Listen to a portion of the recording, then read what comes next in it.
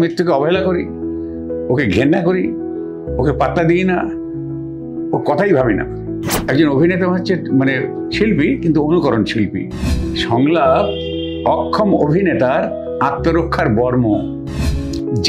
যা প্রতিগন্ধময়, যা খারাপ সমাজে, মানুষ একদিন না একদিন তাকে প্রত্যাখ্যান করবেই। আমার জীবনে কোনো আফসোস নেই। আমার বাংলাকে ভালোবেসে আমি যা করেছি, এটা এই মুহূর্তে আমি অন্য জায়গায় গিয়ে সেই ভাষাকে ভালোবেসে আমি তো সেটা করতে পারবো না। আমি মেয়েটার দিকে তাকালাম, মেয়েটা মুচকে আমার দিকে তাকালো, মুচকে হাসছে, আমার হাসছে, মেয়েটার পছন্দ হয়েছে, আমারও পছন্দ হয়েছে, ওরও পছন্দ হয়েছে। তখন বুঝলাম যে বাহ, তাহলে তো হয়েই গেল। পরাণ নামটা তো একদম প্রান্তিক মানুষদের নাম হয়, পরাণ, তার সঙ্গে টাইটেল হয় মণ্ডল। সবচেয়ে বহু প্রচলিত, বহু শ্রুত যে গান আমারও পরাণে যাহা চায়, সেটা পর একা দন্তন্য। পরাণ হচ্ছে প্রাণের কোমল রূপ। পরাণ নিয়ে এত রকমের গান আছে, সিনেমা আছে, আপনার মনে হয় কি রয়্যালিটি চার্জ করা উচিত লোকজনের কাছ থেকে? মজা আছে, মজা আছে। কি যে করিয়া মন নিয়া, সে যে প্রণয় হতো সে অথাই উথলিয়া। বাঙালি হিউমারের মানচিত্রে তার নাম বিরাজমান। আমি ভেবেছি এবারে এসেও পুজো আচ্চা শুরু করলে কেমন হয়।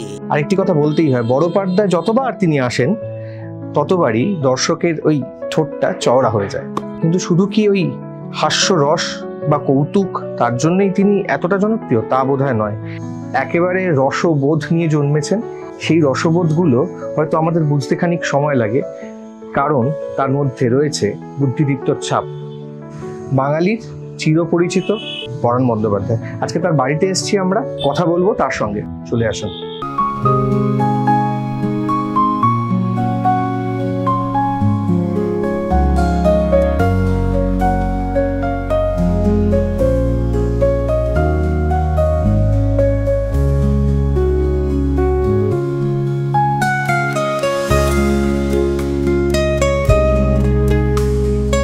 আমি প্রথমে আগে ছাদ বাগান নিয়ে প্রশ্নটি করব। পরাণবাবু, এই যে ছাদ বাগানটি, যে গাছগুলো রয়েছে, সেই গাছগুলোর আদৌ আপ্যায়ন কি গোটাটাই আপনার হাতে হয় এখনো? গোড়ার দিকে হতো। আচ্ছা। তারপরে ওরা ছেলে দেখতো, ছেলে এখনো দেখে, তো একজনকে রেখে যায়, একজন মানে বাবারে মানে আমার ছেলের বন্ধু, সে দেখাশোনা করে আর কি। পরাণবাবু, এটাও ঠিক যে যারা গাছ ভালোবাসে, বাড়ির সদস্য মনে করে, তাদের মন প্রাণ সারা জীবন নাকি চিরসবুজ থাকে। তো আপনাকেও সেই বিষয়ে প্রশ্ন আর কি, যে এত রিকগনিশন, এত স্বীকৃতি, এত বছর ধরে কাজ করার অভিজ্ঞতা, এইসব নিয়েও আর কি বাকি থেকে গেল? পৃথিবীতে কত কোটি কোটি মানুষ, সবাইকে তো একসাথে ভালোবাসতে পারলাম না, দেখতে পেলাম না। কি হয়, কি পাওনা ছিল জানি না তো, সেই জন্যে যতটা পেলাম সেটা দিয়ে তো এই হিসাব করতে পারবো না যে আমার ওইটা পাওয়া হলো না। আমি তো জানি না আমার কি পাওয়ার কথা ছিল, সেই জন্য পাওয়ার পরে ওই হিসেবে আমি করি না। আমি যখন পাই তখন আমি খুশি, ভীষণ মানে কি বলবো, ধন্য মনে হয় নিজেকে। আর এই যে বাগানের কথা বললে না, আমার হঠাৎ মনে হলো, দেখো গাছের প্রাণ আছে, এটা তো সর্বজন বিদিত। আমি ছোটবেলায় তো জানতাম না, পরে জানতে পারলাম যে না, গাছেরও প্রাণ আছে। তো যার প্রাণ আছে, প্রাণ তো মানুষেরও আছে। সে কথা বললে হাসে, আঘাত পেলে কাঁদে, হারালে দুঃখ পায়। কিন্তু যার প্রাণ আছে এমন বস্তু পৃথিবীতে একটা কথাও বলে না, এত আঘাত পায়, এত কষ্ট পায়, এত অবহেলা পায়, মানে তার বংশচ্ছেদ করলে সে তার যে কাতর আর্তনাদ। এবং শুধু তাই না, সবচেয়ে মজার হচ্ছে যে একটা গাছ, সে তোমায় কি দিচ্ছে, প্রাণী জগৎকে সে ছায়া দিচ্ছে, ফল দিচ্ছে, ফুল দিচ্ছে, বিহঙ্গদের আশ্রয় দিচ্ছে। এমনকি সে যাবার সময় শুধু বলে যায় যে আমাকে দ্বিখণ্ডিত করে, চতুর্খণ্ডিত করে তোমরা আসবাব বানিয়ে সুখে থেকো। কিন্তু তাই সে কথা বলে না, এবং সে জায়গাও ছাড়ে না। ঠিক, এত অত্যাচার সহ্য করেও সে চুপ থাকে। ঠিক। আমার মনে হয় পরমবাবু যে এই যে এক একটা সাক্ষাৎকার আমরা নিয়ে থাকি, যারা সাংবাদিকরা নিয়ে থাকে, খুব কম মানুষ রয়েছে যাদের থেকে শুধু কথা শোনা যায় এবং শেখাও যায় কিভাবে জীবনে মানে জীবনে কিভাবে জীবনটাকে অতিবাহিত করবো এবং জীবনটার কাছ থেকে কি করে শিখবো। এরকম একটি মানুষের সঙ্গে আমি বসে রয়েছি, আমি নিজেকেও ধন্যই মনে করছি। আপনাকে যখন কেউ নাকি জিজ্ঞেস করে যে কেমন আছেন, আপনি নাকি মটা শুনতে পারেন না, আপনি নাকি শোনেন হচ্ছে কেন আছে। এইটা কেন, এটা কেন কেন কি মানে কি জানো, আমি বেশিক্ষণ দেখবে যখন গম্ভীর মানুষদের না এটা নিচের দিকে চলে যায়, হ্যাঁ এরকম ভাবে। আর যারা হাস্যমুখ হয় তারা এটা উপর দিকে চলে যায়। কার্টুন দেখো না, এরকম থাকে স্মাইল। জীবনের দুঃখ, হতাশা, বেদনা, ব্যথা একটু আছেই, একটু আছেই, চাইলেই পেয়ে যাবে তুমি। কিন্তু হাসি দুষ্প্রাপ্য, যার জন্যে টেকে নেয় বেশি দিন। অল্প পাওয়া খুব মুশকিল, পেলেও তাৎক্ষণিক। কিন্তু মানে হাসি, আনন্দ, এই যে কিভাবে ব্যথা, বেদনা, হতাশা এগুলোকে মেরে তাড়ায়, আমি শব্দটা ব্যবহার করলাম বুঝতে সুবিধা হয় বলে, এগুলোকে খেয়ে দিয়ে দেয় মন থেকে। কারণ তারা ভেতরে থাকা মানেই উপদ্রব। যে কোনো সৃষ্টির ক্ষেত্রে বাধা, চলার ক্ষেত্রে বাধা, ভালোবাসার ক্ষেত্রে বাধা, মানে পথ হাঁটার ক্ষেত্রে বাধা। সব সময় সে মস্তিষ্কে খালি তার মানে অস্তিত্ব জানান দিচ্ছে, ফলে অনেক কিছু ব্যাহত হয়। আর হাসি, গান, ঠাট্টা ওগুলোকে মানে মিউজিক এগুলোকে মানে অনেক দূরে সরিয়ে দেয়। মানে তোমার হতাশার বদলে হতাশগ্রস্ত হয়, তারা দূরে দাঁড়িয়ে থাকে, অনুপ্রবেশ করতে পারে না। এই যে আমার ন্যারেটিভটা এইটা আর কি। ঠিক, আপনি একটি দুঃসংবাদ যে আপনার জীবনে আপনি নিজে যখন বেঁচে রয়েছেন, যে আপনি বেঁচে থাকার মধ্যে যে কতবার আপনাকে নিজের মৃত্যু সংবাদ শুনতে হয়েছে, সেইটা মানে এটা আশ্চর্য লাগে না? মানে আমি তো বেঁচে আছি যে দিনের পর দিন কেউ একটা সোশ্যাল মিডিয়ায় লিখছে, আপনাকে বারবার সাংবাদিকরা ফোন করছেন, আপনার কি শরীর অসুস্থ, আপনি কি কোথাও ভর্তি আছেন, এইটা কি মনে হয় আপনার? আমার কিচ্ছু মনে হয় না, কারণ যারা এগুলো করেন তারা ভাবেন যে আমি প্রথম একজন নামকরা মানুষের মৃত্যু সংবাদ দিলাম, আই উইল বি অ্যাওয়ার্ডেড, হ্যাঁ আমার প্রমোশন হবে। তো সে তার উদ্দেশ্য নিয়ে করে, কারণ মৃত্যু কামনা সে করে না, কারণ মৃত্যু চায়ও না। কিন্তু সংবাদটা পেলে সে হবে প্রথম ব্যক্তি তার ধারণায় এইটা সে মানুষকে জানাবার জন্য, সেজন্য তার একটা হতে পারে সেটা, তার জন্য ইট ম্যাটার্স লিটল টু মি। আমার কিছু যায় আসে না তাতে। আমি যখন একবার ইয়ে হয়েছিল, শরীর খারাপ কি হবে না, শরীর খারাপ হতে দিবার বয়স হয়েছে, শরীর খারাপ, আমি একটু ডাক্তারের কাছে গিয়েছিলাম। শরীরটা ভারী হয়ে গেছিল, মানে জল টল জমে নাতি সুতি দেখতে হয়েছিল, বেশ গামদা কবদা, হ্যাঁ ছবি তোলার মতো। কিন্তু আমি চিরকালই একটা দামাল ব্যক্তি ছিলাম, তো কেয়ার করতাম না সব। আমার বন্ধু একজন ডাক্তার, সে বললো যে প্রণদা তোমায় এটা এই যে স্টেপটা দিলে হাঁপালে কেন? হাঁপালাম নাকি? বলে হ্যাঁ। তো দেখে দেখে বললে তুমি একটু যাও, চলে গিয়ে জলটা বার করে ফেলো। তো জলটা বার করে ফেললাম, সেটা হালকা হলো। তো আমাকে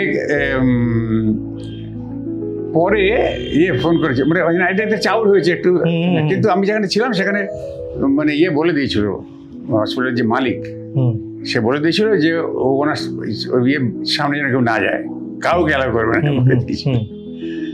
তাহলে ঠিক আছে, আমি জানি যে আমাদের দেশটা, আমাদের দেশ কেন সব জায়গাতেই এখন এত সব যন্ত্রের ইয়ে হয়ে গেছে, কেউ তো ফাঁকি দিয়ে পালাতে পারবে না। আমি ফাঁকি দেওয়ার কোনো মানে কি মানুষই নয়, আমি মাল বলতে যাচ্ছিলাম। তো সেটা খারাপ শোনা বলে মানুষ হয়ে গেলাম। তো মানে শুনতে খুব ভালো লাগতো, কিন্তু আমি ফাঁকি দেওয়ার মাল নয়। শুনতে খারাপ ভালো লাগতো বেশ, কিন্তু তবু আমি বললাম না, অলরেডি বলা হয়ে গেল। তো আমার তো কিচ্ছু যায় আসে না, কিচ্ছু যায় আসে না। আমি বাড়িতে ফিরলাম, একটা হালকা লাগছে, শরীরটা বা ফিট, ওষুধ টষুধ দিয়েছে, দেখে আবার ঠিক আছে এখন। কিন্তু তাই বলে বয়সকালে আমি এইটা বায়না তো করতে পারি না যে এই পৃথিবীতে সবাই মরবে, একমাত্র আমি বেঁচে থাকবো। এই বায়না তো কেউ করে না। মহাকালের নিয়মে আমি যদি না জন্মাতাম তাহলে তো মৃত্যুর কোনো প্রশ্নই নেই। মরণ ভাবে আমার কি ইয়ে, আমি ওকে নেবো, তাকে নেবো, ওকে নেবো, তাকে নেবো, এসব বলে না। মরণের মৃত্যুকে তো প্রথম কথা, মৃত্যুকে অবহেলা করি, ওকে ঘেন্না করি, ওকে পাত্তা দিই না। ও কথাই ভাবি না। আমি জন্মেছি, পৃথিবীর রূপ রস গন্ধ আমি উপভোগ করব, মানুষকে ভালোবাসবো, আমার সৃষ্টিশীলতা দিয়ে আমার সাধ্য অনুযায়ী আমি মানুষকে আনন্দ দেবো, নিজে খুশি হব, এই করে আমি শুধু জীবনের কথা ভাববো। মানে ওই যে কথায় আছে, যতদিন বাঁচবো রাজার মতো বাঁচবো। হ্যাঁ, সে রাজা হোক, মন্ত্রী হোক, কোটাল হোক, যাই হোক, সেরকমই বাঁচবো। ঠিক। কিন্তু ওটাকে আমি অবহেলা করি। ওটা ভাবলেও হবে, না ভাবলেও হবে। তাহলে আমার ভাবনাটা খুব কস্টলি। আমি জীবন সম্পর্কে ভাববো, ওটা সম্পর্কে ভাবতে যাবো কেন? ঠিক। যেটা মানে অবধারিত, যেটা ইনএভিটেবল, ঠিক, সেই জন্য ওটা ভাবি না। আপনি জীবনে না প্রত্যেকটা পদক্ষেপ দুম করে নেননি, প্রত্যেকটা পদক্ষেপই সাহসী। এক একটা করে বলি। প্রথমটি হচ্ছে যে সরকারি চাকরি ছেড়ে কেউ নাটক করে না, মানে সেই সাহসটা দেখায় না সেই সময়ে দাঁড়িয়ে, 1 নম্বর। 2, আপনি যখন শুরু করলেন সিনেমায় আসা, যেই সালটায় শুরু করলেন, সেই সালে তো একাধিক অভিনেতারা বড় হচ্ছে এবং তারা প্রতিপত্তি ম্যাচিউরিটি অভিনয় সেই সময় শুরু করলেন। একটা মানুষের আক্ষেপ থাকে, ছেলের সঙ্গে কাজ করলাম, বাবার সঙ্গে কাজ করতে পারলাম না। যখন আপনি সেই সময় যাচ্ছেন, আপনি দেখছেন সত্যজিৎ রায় সিনেমা বানাচ্ছেন আর কি, আপনি তার কাছে অ্যাপ্রোচ করলেন না, আপনি ছেলের সঙ্গে কাজ করলেন। এই প্রত্যেকটা পদক্ষেপ কিন্তু সত্যি সাহসী। সব মানুষের ওই সাহস বলো, দুঃসাহস বলো, কান্না বলো, হাসি বলো, সবই তো নিজের ভেতর থেকেই আসে। এখন বাইরের যে পার্সেপ্টিভ, সেটা খানিকটা ইনফ্লুয়েন্স করে। সেটা না থাকলে, মানে আগুনটা বাইরে না জ্বললে আমি এরকম করবো কেন? তো এগুলো কি হচ্ছে জানো তো, মানে এগুলো কি কোনোটাই আপনি চেয়েছিলেন বা কোনোটাই আপনি চাননি? কোনোটাই চাইনি। আমি সত্যজিৎবাবু ছবিতে অভিনয় করতে চাননি না। সে তুমি যদি এখন সে গল্পটা শুনতে চাও, আমি বলতে পারি, যদি না জানা থাকে। না, শুনি আমি। বহু আগে, তখন আমি কলেজে পড়ি, BCom 3rd year। It's a talk of long time, এটা 57-58 সাল বোধ হয়। সেই সময় উনি তখন এই লেকটামিল রোডে থাকতেন, ওইখানে গিয়েছিলাম। তো গিয়ে দরজার সামনে যাবে, আসবো, হ্যাঁ কি চাই, আমি আপনার সঙ্গে কাজ করতে চাই ইত্যাদি বললাম। কি করো? আমি BCom 3rd year, BCom pass করে এসো। আমি ওখানে কিছুক্ষণ দাঁড়িয়ে রইলাম, দাঁড়িয়ে থেকে ওনার দিকে তাকিয়ে প্রতিজ্ঞা নিলাম যে তোমার কাছে আর আমি জীবনে আসবো না। মনে মনে বললাম, বলে চলে এসেছিল। খুব কষ্ট হয়েছিল আমার, দুঃখ হয়েছিল। এখানে বিকম না পাস করে কি পাঠ করা যায় না নাকি? তাই বলে ওনার প্রতি শ্রদ্ধা তো আমার কমেনি, কারোরই কমেনি পৃথিবী। কিন্তু আমার একটা অভিমান হয়েছিল ওটা। কিন্তু 90-এর দশকের প্রথম দিকে, যখন ওনার শরীর খুব খারাপ, সেই সময় থিয়েটারের একটি ছেলে এসে আমাকে বলল যে, পরান্দা খবর পেয়েছো? It's a talk of early 90s। উনি তো 92 না 93-তে চলে গেলেন, ওই গোড়ার দিকে আর কি। চেক আপ টেকআপ হচ্ছে, তখন চলছে সেই সময়। এটি থিয়েটারের ছেলে এসে বলল, সে ইয়েতে রঙ্গনাতে অভিনয় করে। তখন ওখানে পুলিদার বিবাহ বিভ্রাট হচ্ছিল, মানে সমিতি চ্যাটার্জি। এসে আমাকে বললো যে, মানিকদা তোমায় খুঁজছেন। আমি 15 থেকে 20 সেকেন্ডের মতো একটু ব্ল্যাকআউট হয়ে গেলাম, সেখানে অন্ধকার লাগছিল। ওকে বসতে বলতে ভুলে গিয়েছিলাম। তারপরে যখন টনক নড়লো, আমি বিশ্বাস করতে পারছি না। বস, কি হয়েছে বল? বলছি, তুমি আজকালের মধ্যেই সমিতিদের সঙ্গে গিয়ে দেখা করো। বেশ, তারপরের দিনই চলে গেলাম। তোমায় খুঁজছেন, এটা হচ্ছে ছবির কাজে। পরের দিন চলে গেলাম, সে শনিবার না রবিবার ছিল, বৃহস্পতিবার ছিল। রঙ্গনাথে তখন বিবাহ উঠেছিল, তখন পুরোদা ছিল। তো গিয়ে দেখি বুড়োদা বসে আছে বাইরে, বলে, এই যে পরাণ, তোমাকে গরু খোঁজা হচ্ছে, তুমি পাওয়া যাচ্ছে না। তো ন্যাচারালি আমার সাহস হলে ভঙ্গিমা বললাম, যাকে খুঁজছে তাকে পাবে, আমাকে পাবে কেন? হঠাৎ আমাকে ছেড়ে গরু খুঁজতে গেল না, এই বললো কেন, কোথায়? বুড়োদা বলে, ইয়ে আছে, সিনে আছে, বসো। বসলাম। বুড়োদা বলে, হ্যাঁ মানিকদা তোমায় খুঁজছিল, কালকে গিয়ে বাবুর সঙ্গে দেখা করো। আচ্ছা। আমি তখন 9 এসপ্ল্যানেডে কাজ করি, মানে ধর্মতলাতে। গেলাম, আরাম চিরকালই হচ্ছে মানে লেট গোয়ার্স, আর্লি ডিপার্চার, এই ম্যান অফ দ্যাট টাইম। তো অফিসে গেলাম, গিয়ে এটিএ করে ওই এক অফিসারকে বলে আমি বেরোচ্ছি, বেরিয়ে পড়লাম, ভালোবাসতে তো সবাই, বেরিয়ে পড়লাম, বাবুর ওখানে গেলাম। তো সেই সময় ওনার তো বাবার সঙ্গে কথাটা হলো, বলে হ্যাঁ বাবাটা ইয়েতে ইয়ে করেছে, মানে সিলেক্ট করেছে, আগামী মানে তুমি বৃহস্পতিবার দিন 10টার পরে এসো। আমি ভাবছি যে আমার খোঁজ পেলে কি করে, তখন এসে জিজ্ঞেস করে সাহস পাচ্ছি না। ঠিক আছে, ওনার একজন বিয়ে ছিল লম্বা চড়া রবীন না কি যেন অনিল বাবু দেখো সম্ভব, তাকে জিজ্ঞেস যে আমার খোঁজ পেলে করতে হয়, জিজ্ঞেস করবো ভাবছি, ভয় ভয় জিজ্ঞেস করতে হয়। তো যাই হোক, তো তখন তো ওনার ওই ইয়ে চলছে, চেক আপ চলছে, যাচ্ছেন আসছেন এরা। তো আমাকে বললো বৃহস্পতিবারে, আরে মঙ্গলবার দিন যাবে, বুধবার দিন বাবা চলে আসবে, বা যেদিন যাচ্ছে সেদিন তো চলে আসছে। বল বৃহস্পতিবার 10টার পরে আসবেন, মানে চান টান করে এসে ডেস্কে 10টার পরে বসেন আর কি। বাস উনি চেক আপে গেছেন, that was his last checkup, return. তারপরে বুঝলাম আমি যেটা হেভেনলি কনস্পিরেসি, স্বর্গীয় ষড়যন্ত্র পরাণের বিরুদ্ধে। যাই হোক, কি করা যাবে। তারপরে মাস 9 কি 10 মাস বাদে আবার খবর এলো যে সন্দীপ রায় তোমাকে দেখা করতে বলেছে। গেলাম, গিয়ে তখন সব বলল যে বাবা উত্তরণ বলে একটা ছবি, তাতে আমাকে কাস্টিং করে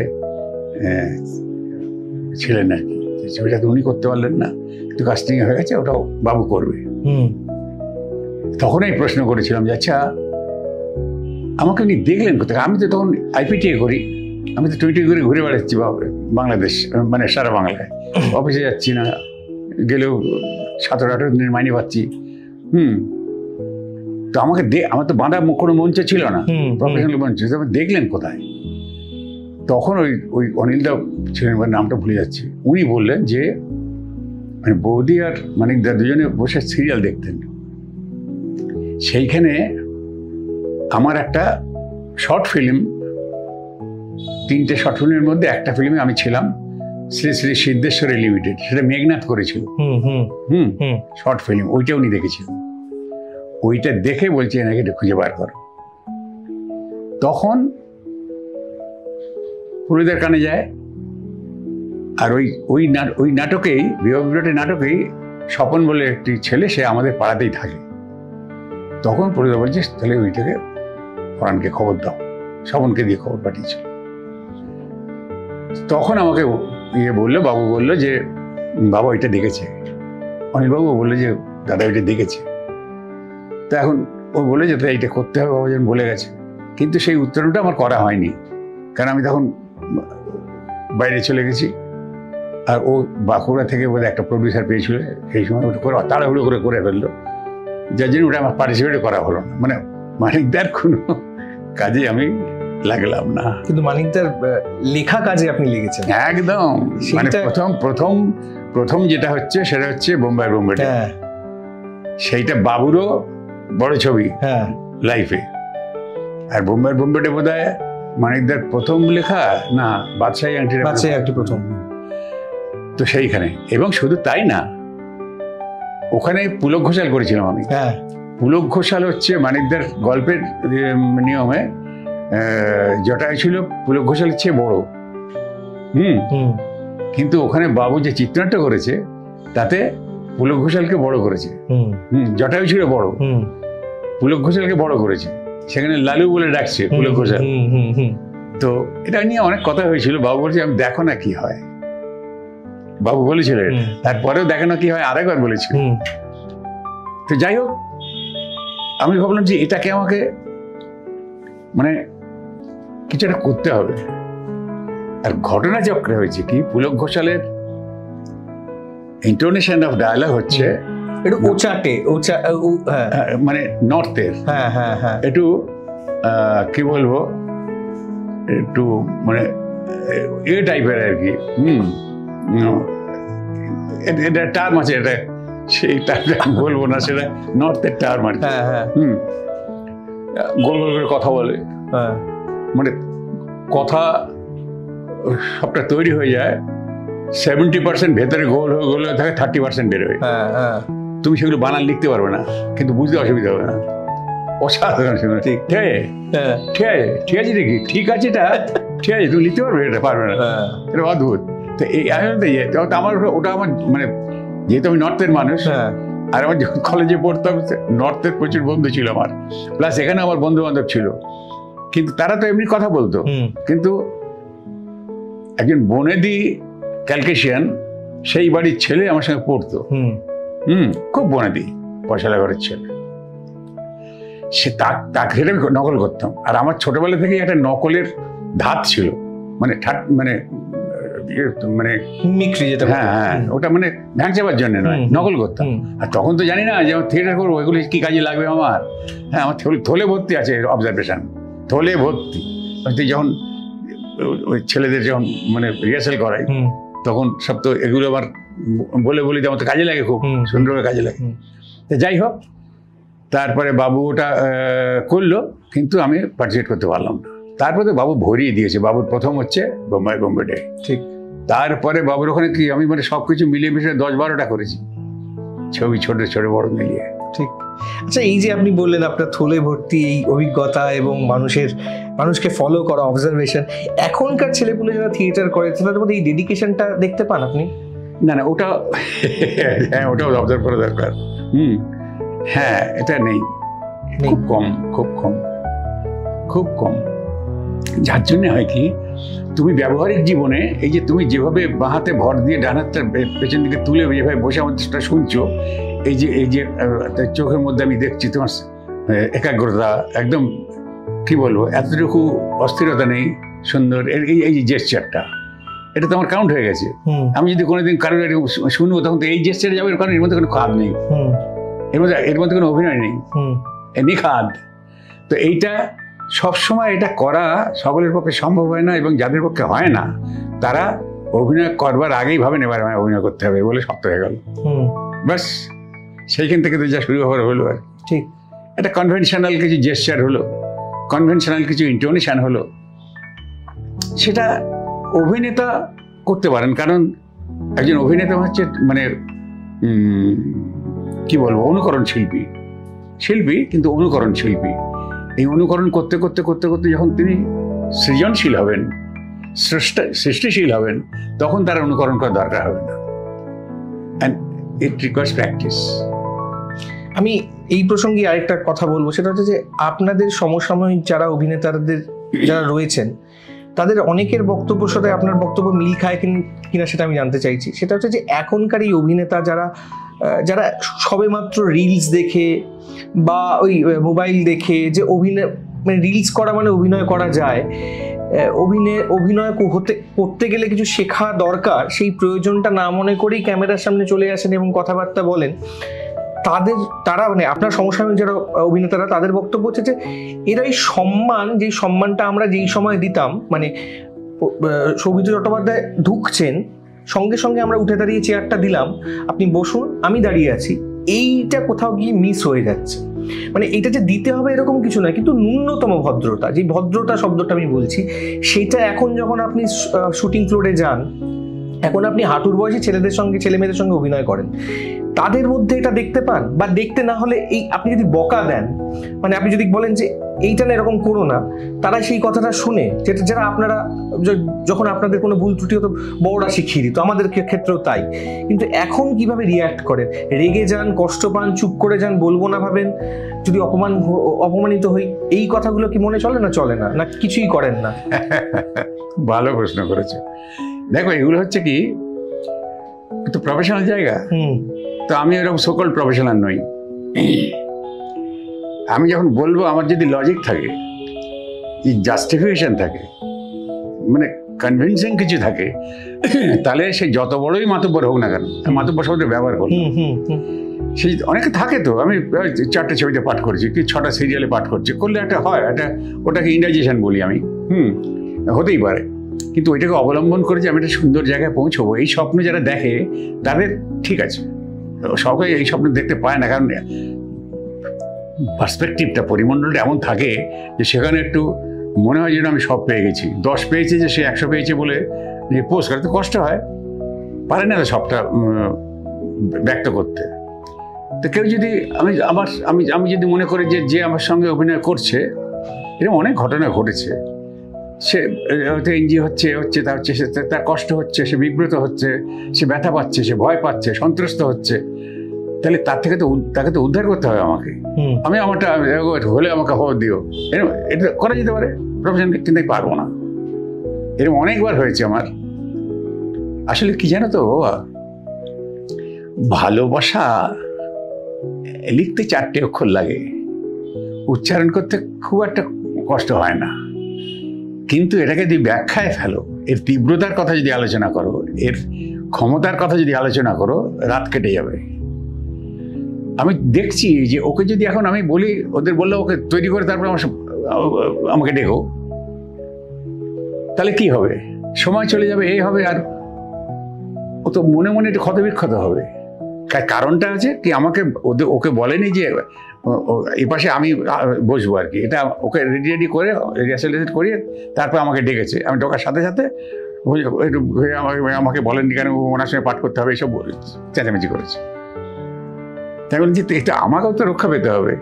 তখন আমি ওর কাছে কি বলতে বলি, তোমরা এখানে চলে যাও, ওতে সরিয়ে দিলাম, দিয়ে ওখানে বসলাম। থিয়েটারের ছেলে, কিন্তু থিয়েটারের ছেলের প্রতি আমার একটা দারুণ দুর্বলতা আছে।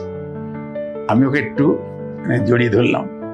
নিয়ম হচ্ছে, তোমাকে যে দেখে আশঙ্কিত হবে, শঙ্কিত অকারণে, তুমি তো কিছু করনি, শুধু তোমার তখন তুমি শরীরের উত্তাপ যদি তার মধ্যে দিতে পারো না, খুব। আমি বলে, এই শোন, কি নাম কি তোর, কাছে আয়, এরকম বলি কেন? থিয়েটারের ছেলে, ওরা কি ভাববে? থিয়েটারকে বলে থিয়েটারের ছেলে এরকম ফেল করে এরকম বলবে? আমি তো শুনছিলাম বাইরে বসে যে পাঠ মুখস্থ হয়ে গেছে, তুমি বলতে পারলি না কেন? ওরা আমাকে বলে, তুমি আপনার সঙ্গে পাঠ করতে হবে জানলে আমি তাহলে কী করতিস, পালিয়ে যেতিস? বল পাঠ বল, আমরা নিজেরা করে নিই, তারপর ডাকবো। থিয়েটারের ছেলে লজ্জা করে না? এটা কী মনে করবো? এটা থিয়েটারের ছেলে, ফাটিয়ে দিবি তো। ও ভাবতে পারছে না যে আমি ওর সঙ্গে এভাবে কথা বলবো। এবার চেপে ধরে বলে, ও তো পাঠটা মুখস্থ, ওইখানে ভরসা পেল, পাঠটা বললো, আরেকবার বল, ফাটিয়ে দিতে হবে। কিন্তু বলে দাও, এটা কালেকটিভ আর্ট, ইন্ডিভিজুয়াল আর্ট নয়। আমি একা খেলাতে পারবো না, বলে দিয়েছি সামনে। আমি একা হয়ে গেলে কিছু হবে? তুই যদি না বলিস, তাহলে এটা কালেকটিভ আর্ট, ইন্ডিভিজুয়াল আর্ট নয়, একা বসে গান গাওয়া নয়। এর অনেক কিছু বলেছে। থিয়েটারের ছেলে ফাটিয়ে দেবে, এক চান্সে ফাটাবে। প্রথম বলে ছক্কা মারতে হবে, চলো বস, ঠিক আছে, একদম দেখে দিতে হবে, কিন্তু দুজনের মুখ রক্ষা হবে একদম। হ্যাঁ ঠিক আছে, ঠিক আছে, এবার চলো টেক। মনিটর না, মনিটর নয়, আমি বললাম মনিটর নয়, কে রে? হ্যাঁ, ওয়ান শট, ওকে। হ্যাঁ, এসে প্রণাম করলো, এগুলো দেন। কেন করেছিল মানুষের কাছে? কেন এরকম হবে? থিয়েটারের ছেলে বুক বাজিয়ে করবি। আমি তো বাঘ ভাল্লুক নাকি? আমি তো তোর ওই বয়সটাতে পার হয়ে এসেছি। এইসব অনেক করে বলে টলে ওটা নর্মাল হয়ে গেল, কিন্তু আমার সব জায়গায় তো তা হবে না। আমি যদি দেখি এই যে ঢুকছে, হয়তো তার একটু ইয়েটাই হয়েছে, উদ্ধত্ত বলছেন, ন্যাচারালি বদ হজম বলি আমি, উদ্ধত্ত বলি না।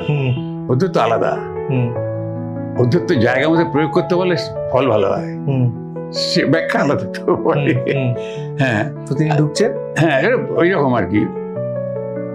হ্যাঁ নমস্কার, হ্যাঁ নমস্কার, বসলো, কথাটা ইয়েটে হলো, ব্যাস। আমি তো জানি একটু মনিটারি ডাকা গেল একটা। তো এইসব কি করতে হয়, এই তোমার কাছে না বলেই ভালো। আমি শোনো, একটা হয়েছে, দ্বিতীয়বার করে ওদের কাছে লজ্জা পেও না।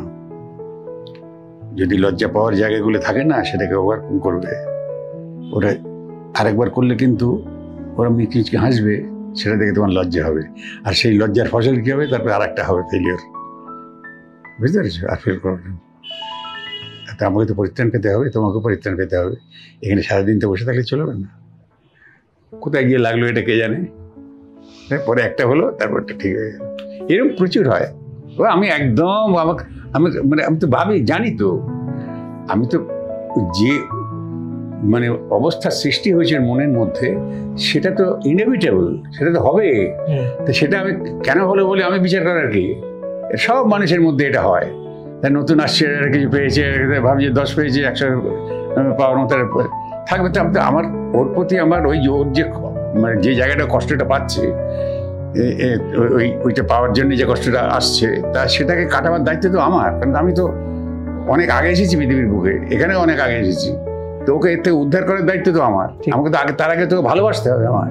আমি তো চললাম, হলে আমাকে ওটা ডেকো, আমি তো করতে পারতাম, কেন করতে যাবো? ওর প্রতি অবিচার করতে পারবো না আমি। সিনেমা হল ছবির ওই বড় সিনেমা হল, আর আপনি ওখানে দাঁড়িয়ে, আমার মনে হয় যে কিছু কিছু অভিনেতার কিছু শ্রেষ্ঠ মুহূর্ত থাকে, যেই মুহূর্ত শুধু আমার, মানে আমি এটা রুল করি, আমি ওনার, এবং আমি এটাতে প্রাণ দিতে পারি।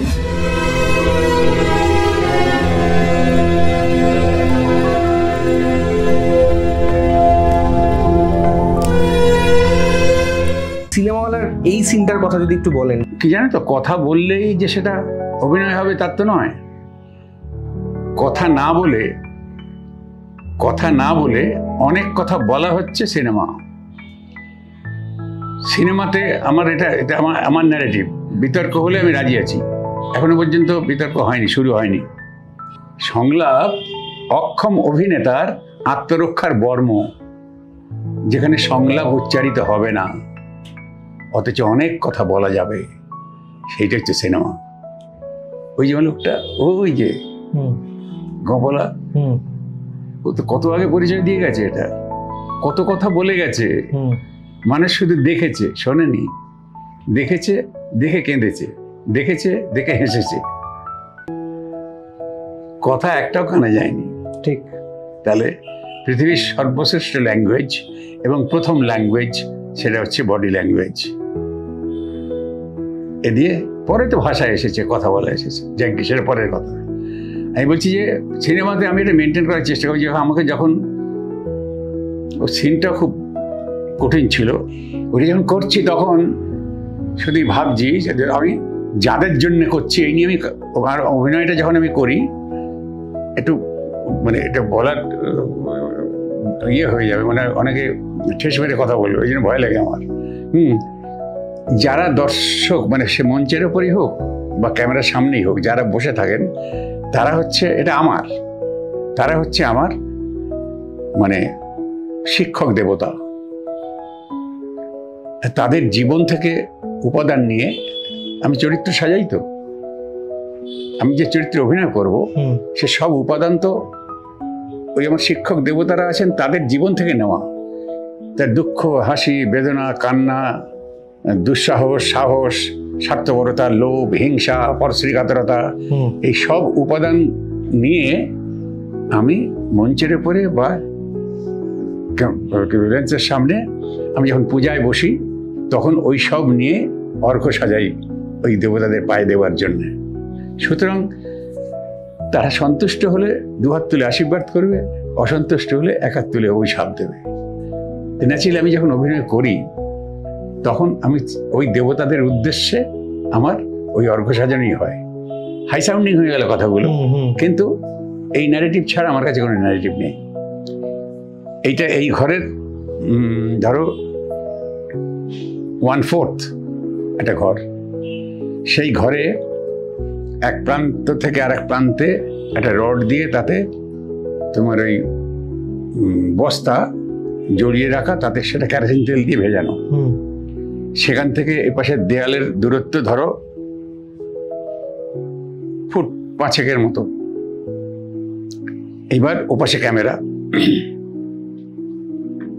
এপাশে আমি, এই ওতে আগুন দিয়ে দেওয়া হলো এবং আমি ওই যে স্বপ্ন নিয়ে আমি এই পৃথিবী ত্যাগ করবো, ওই যে আগে সব ফেলে দিলাম, তারপর কেরোসিন তেল দিয়ে দিলাম, তারপরে ওই এটা আগুনটা উল্টে গেল, আগুন জ্বলতে লাগলো, তার থেকে ওইটা দেখানো হয়েছে আর কি। এই যে সব আমি চাই না কিছু। এবার আমি মানে আমার আর প্রয়োজন নেই, এই যে আমার আর প্রয়োজন নেই। এবার আমি পৃথিবী ছাড়বো, আমি মানে আর অপাঙ্কেও আমার আর প্রয়োজন ফুরিয়ে গেছে ইত্যাদি ইত্যাদি যা যা মানসিকভাবে যা করে সেগুলো আমি করছি। আর ওই প্রচণ্ডভাবে আগুনটা আমার মুখে এসে লাগছে, বুকেও এসে লাগছে, কিন্তু আমার ওই চোখে সেই অ্যাক্টিংটাতে পৃথিবী ছাড়ার যে দুঃসাহসিক স্বপ্ন দেখা, আমি জীবন্ত চলে যাব পৃথিবী থেকে, এইটাকে মানে ডেফিনিট করা, সেইটা আমার তখন আমার শরীরে মনে চোখে।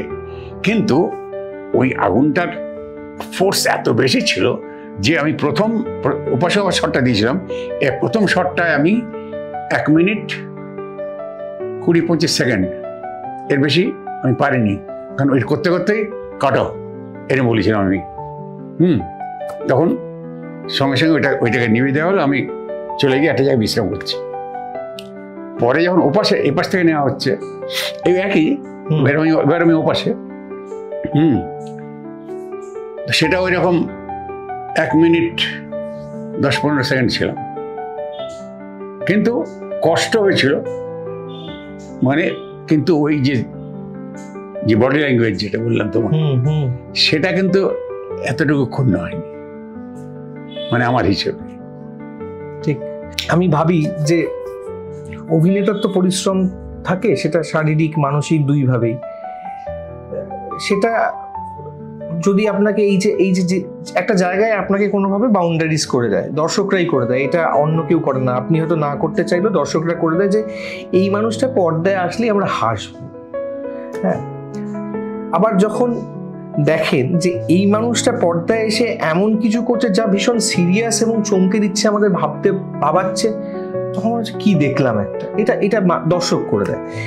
আপনার ব্যক্তিগতভাবে কোন চরিত্রে বা নিজেকে মনে হয় যে একটা তো আপনার মধ্যে একটা অন্তর্মুখী বুদ্ধিমত্তা আছে, যেটা আপনি প্রত্যেকটা সিনে কাজে লাগান, সেটা দর্শকরা বুঝে গিয়েছে, কিন্তু আপনার এই মানে স্যাটায়ার চরিত্র, যেখানে হাসবো কিন্তু এমন সিরিয়াস কথা বলবো যে আপনাকে ভাবতে বাধ্য করবে, এরকম চরিত্র, না খুব হাসি যেখানে নিছক আনন্দ দেবে আমাকে, সেরকম চরিত্র, না আমি হাসার দিকেই যাব না, আমি সিরিয়াস চরিত্র অভিনয় করব, বা এই তিনটের মধ্যে আপনাকে কোন, আপনার নিজের ব্যক্তিগত পছন্দের বা দর্শক হিসেবে পরাণ বন্দ্যোপাধ্যায়, যদি পরাণ বন্দ্যোপাধ্যায়কে দেখতেন তাহলে কোন চরিত্রে ফিট করতে পারতেন বলে মনে হয়?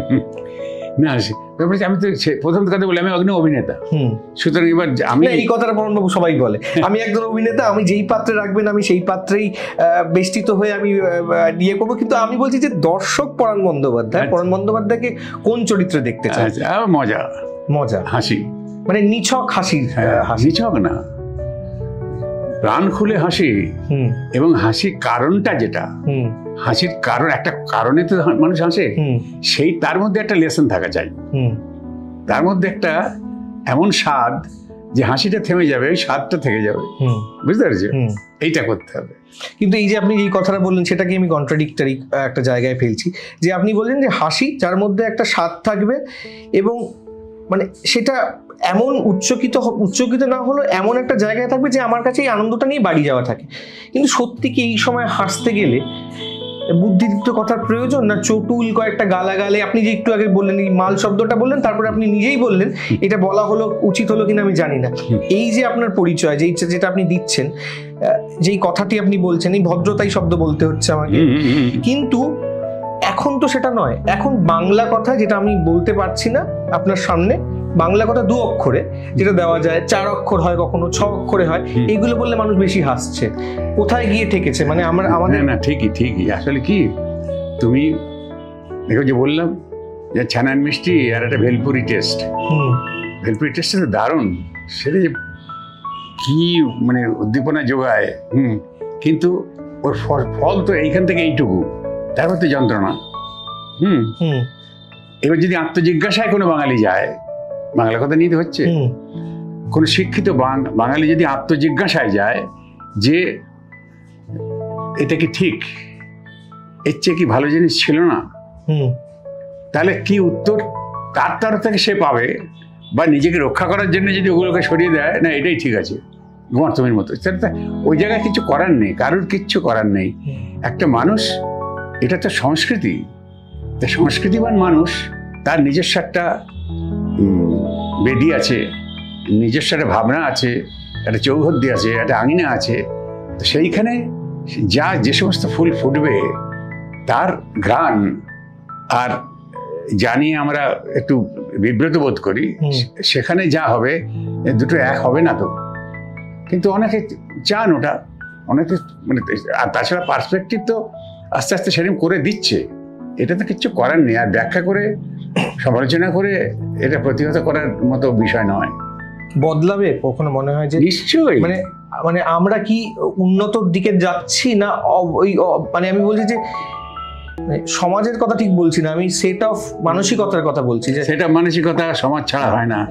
সমাজের গুণাগুণ ছাড়া সেই সমাজে বসবাসকারী মানুষের মননে ব্যাখ্যা করা যাবে না। আচ্ছা, মানে সমাজের প্রতিবিম্বই একদম একদম আমাদের মানসিকতা বলছে। মানে সমাজই এই গালাগাল বা এই নোংরা কথা চাইছে, তার জন্য নিশ্চয়ই ডমিনেট করে ফেলছে একটা শ্রেণী। চিরকালই এই ধরনের সমাজে তাদের অবস্থানটা চিরকালই ছিল, এখনো আছে, আগামী দিনও থাকবে। তারা যখন ডমিনেট করে ফেলে তখন কিছু মানুষ শিকার হয়ে যায়।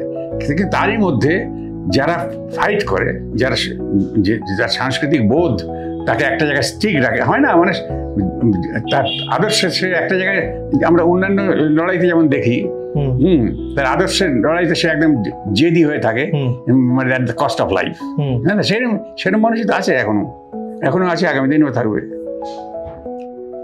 অতীতেও ছিল। যা প্রতিগন্ধময়, যা খারাপ সমাজে, মানুষ একদিন না একদিন তাকে প্রত্যাখ্যান করবেই, এ ব্যাপারে কোনো সন্দেহ নেই। খারাপ জিনিস মানুষ কতক্ষণ সহ্য করবে? ঠিক। আমরা একেবারেই শেষে চলে এসেছি সাক্ষাৎকারে। আমি কয়েকটা খুব চটজলদি কিছু প্রশ্ন করবো এবং প্রশ্নের উত্তর আপনি দেবেন।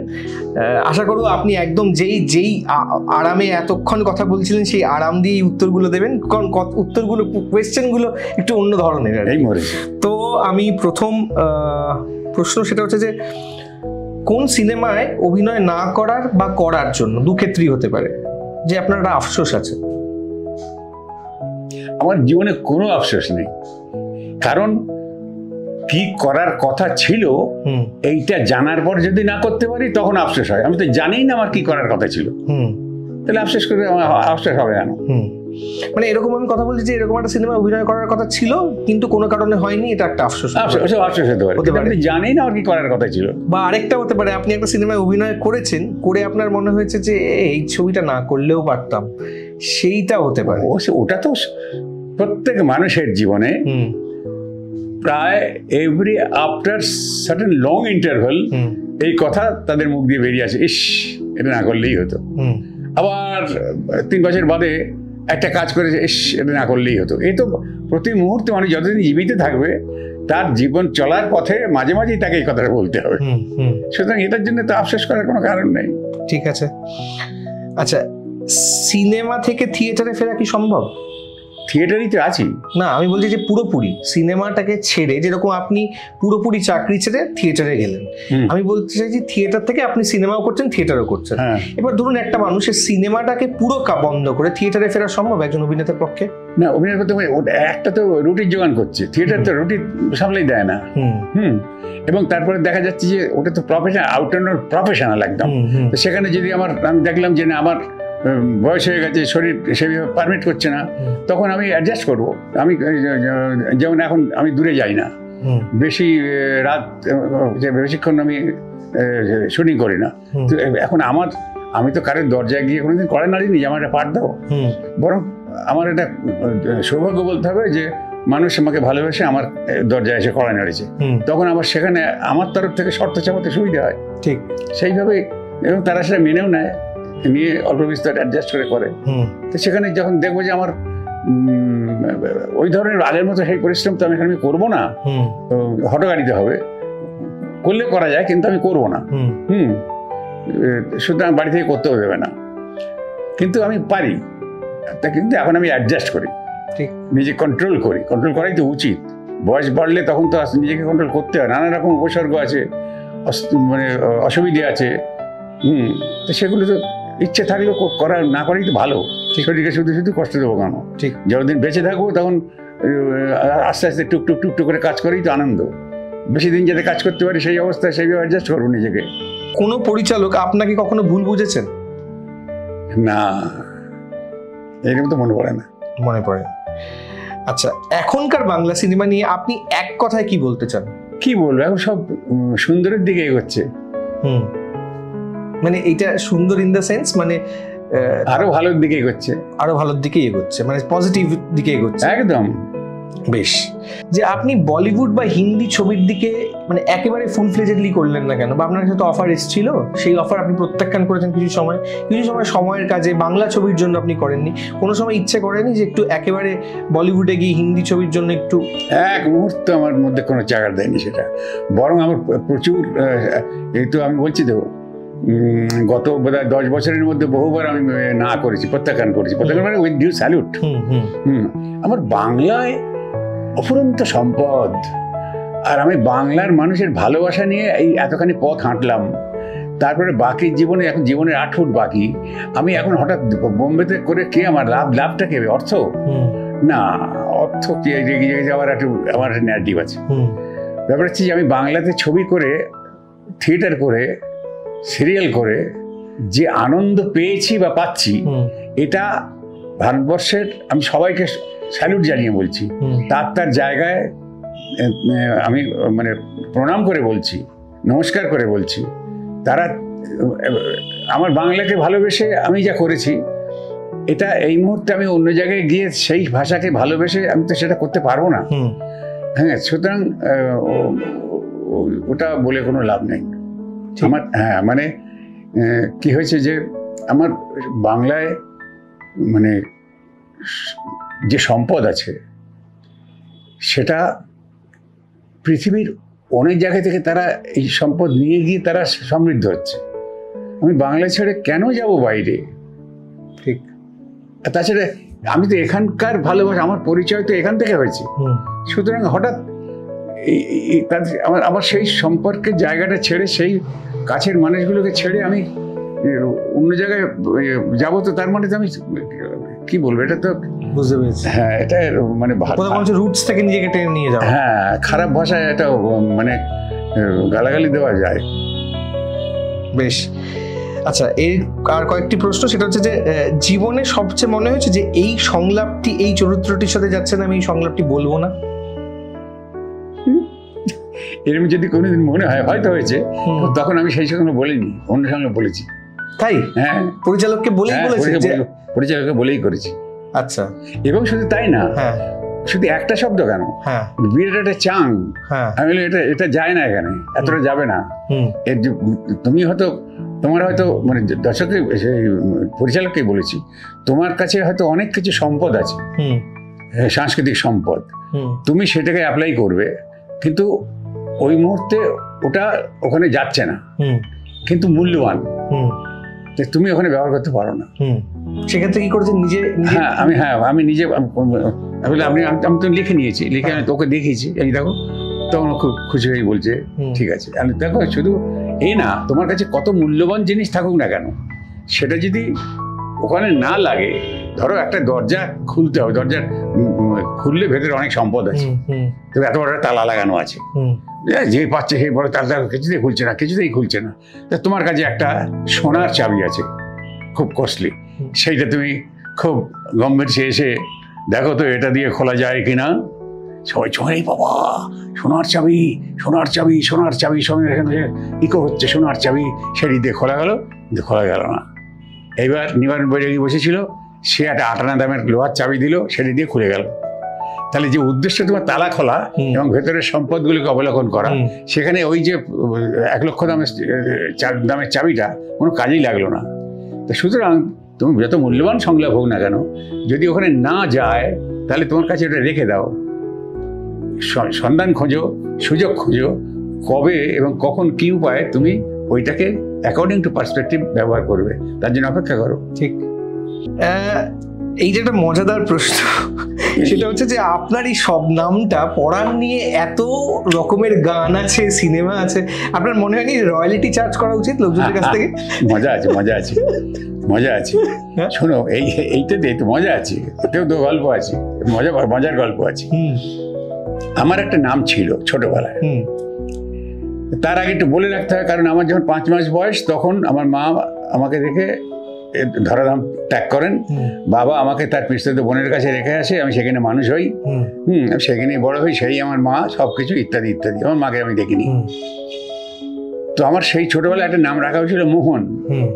তো ওই যে আমি যে পিস্তত বোনের কাছে মানুষ হচ্ছি, তার স্তন্যপানও করেছি আমি, সে মা ছাড়া আমার কিছু, ওই আমার মা, গর্ভধারণীকে আমি দেখিনি।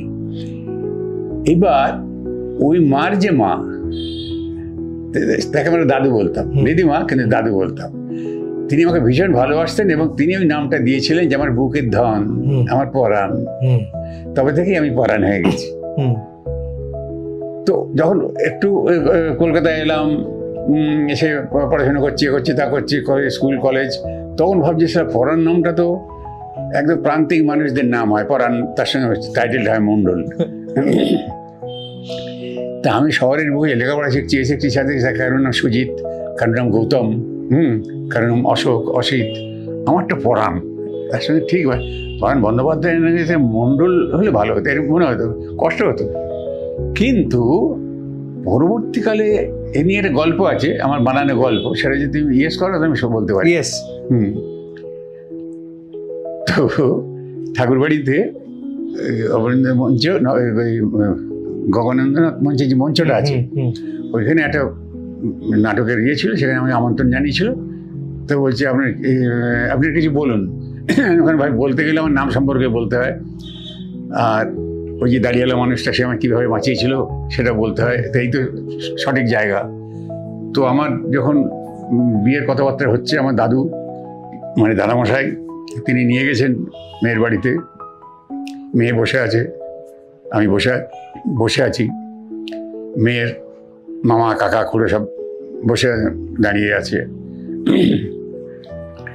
তো এবার আমি মেয়েটির দিকে তাকালাম, মেয়েটা মুচকে আমার দিকে তাকালো, মুচকে হাসছে, আমার হাসছে, মেয়েটার পছন্দ হয়েছে, আমারও পছন্দ হয়েছে, ওরও পছন্দ হয়েছে। তখন বুঝলাম যে বাহ, তাহলে তো হয়েই গেল। এইটা বোধ হয় দাদা মশাই দেখতে পেয়েছে বা ওরাও দেখতে পেয়েছে যে পরস্পরকে পছন্দ হয়েছে। তো মেয়েটার আমি বারবার দিকে তাকাচ্ছি, মুচকুচে একটু হাসার চেষ্টা করছি, লজ্জায় পাচ্ছি না, এই হচ্ছে।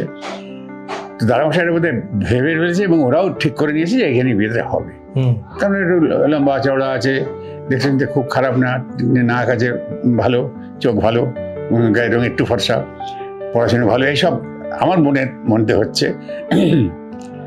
এইবার মেয়েরা বলে আমার পছন্দ হয়েছে।